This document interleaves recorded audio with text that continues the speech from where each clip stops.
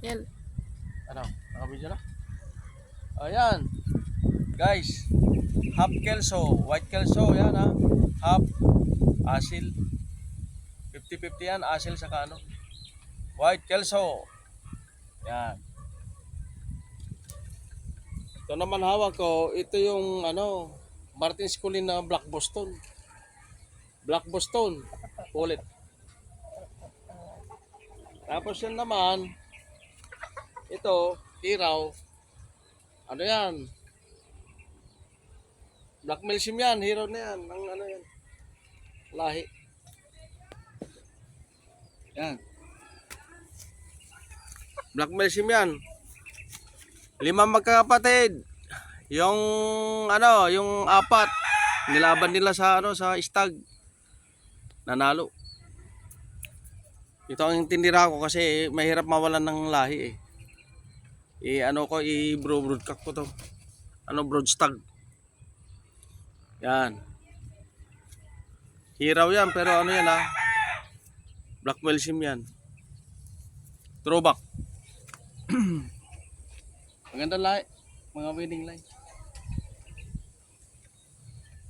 Pagka ito magpa-breeding na to, pwede na for breeding. Halimbawa, ano ko yung ano, Black Milsim. Yan naman, eksperimento lang yan. Gagawa ako ng eksperimento yan. Asil na yan. Kukunin ko yung ano, yung height niya saka yung tigas ng buto. Yan ang ano ko diyan. Yan ang purpose ko diyan. Kasi siyempre, kadalasan liliit na kasi yung ano, yung manok pagka ano na, puro na. Kailangan infusion natin ng ano, ng ibang dugo. Ganun yan, ang ano yan, style yan. Simple lang ang breeding, guys. O, tignan nyo, kung munting ano lang to, sugaan ko, backyard. Pero tingnan nyo naman, naagad-agad ang mga manok ko kasi alam nila eh. Pinupuntahan dito, kinukuha. Ngayon, nagpapasisyon na naman si Mrs. May incubator dyan. Mrs. ko ang taga-alaga. Magaling magpalaki ng sisi. Kaya, yung mga ano, mag-acquire tayo ng mga magandang bloodline. Tapos, tayo naman ang mag-blend, mag-mix. Kasi sa totoo lang wala nang pure na ano, manok. Puro crossbreed na. Wala nang pure.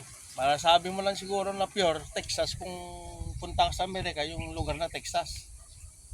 Kasi lahat. Pero ano 70% ang ano American Fowl. Tapos na hahaluan na ng ano. Lahat naman yan, pare-pareho na yan, Texas na yan. Pangalan na yung mga nag-breed na ang mga ano, yung kunyari yung mga Hutch, Belsim, pangalan ng tao yan, guys. Para sabihin naman na puro, kunyari, sweater, pungkan. Yung broodcock, pungkan. Di hanap ka rin ng ano, pungkan na babae. Ang labas niyan, uniform.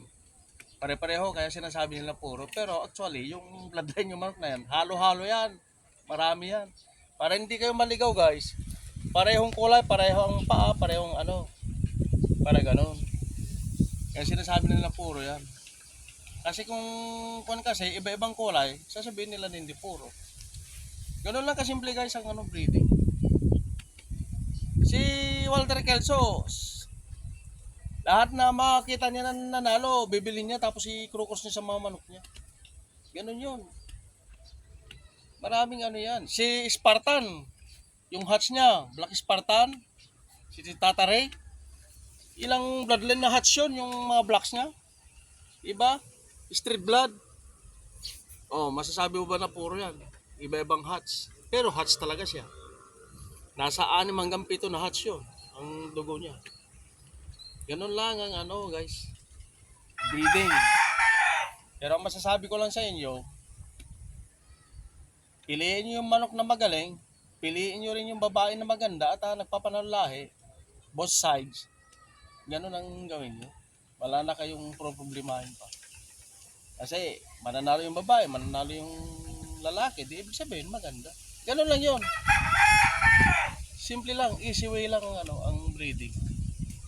Hindi naman kailangan na ikaw nag-aral ka nagtapos ka ng ano, ng doktor, nagtapos ka ng ano, hindi. Ano yan, by experience lang, actual. Ganun yun lang guys. Kasi ako hindi naman ako kilala na breeder pero marami naman nagpupuntahan na ano, bumibili ang manok ko. Pangalawa, ang mga manok ko walang wing ban, walang pangalan. Pero palo lang ang tinitignan dyan. Saka yung record kung nagpapanalo ba yan o hindi. Yung consistent ba ang pinag-usapan dyan.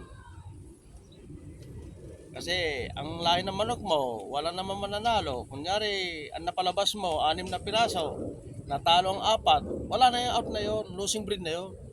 Pero kung nanalo ang 5, talo ang isa, oo, maganda yun. Winning line yun, yun na i-maintain mo. Ganun ako, guys.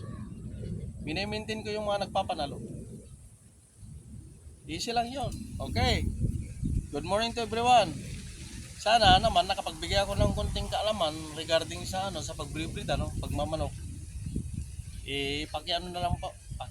Kung bago lang kayo sa channel ko, George Glassy TV, paki-like and share na lang, tapos paki-subscribe na rin para antabayanan yung yung upcoming videos ko kasi marami akong i-share kasi sa kaalaman ko hindi ko na ipagdamot yan para malaman din nila, especially sa mga mga backyard, mga small time na tulad ko. Kasi pwede tayo lumaban sa mga big time, guys. Kasi manok natin may palo. Kasi may tari naman ng manok natin kaya pwede tayo lumaban. Ganun lang. Okay guys, once again, George Glassy TV.